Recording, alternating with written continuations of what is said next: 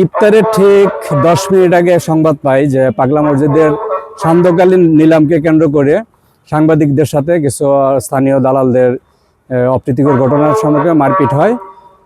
আমি তাৎক্ষণিক আমার টিম নিয়ে হাসপাতাল পরিদর্শন করে রোগীদের দেখি এবং সিসি ফুটেজ সংগ্রহ করে এদের মধ্য থেকে আপনার ইতিমধ্যে অবগত হচ্ছেন আমরা 2 জনকে শনাক্ত করতে সক্ষম এবং 2 জনকে আমাদের তাৎক্ষণিক হেফাজতে নেই।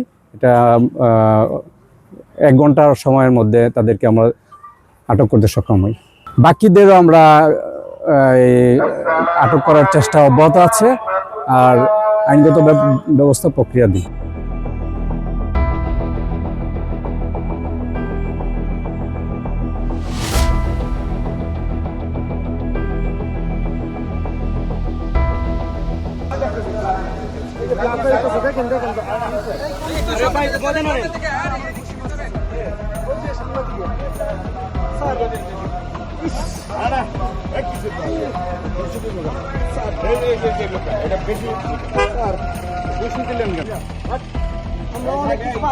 আমরা অনেক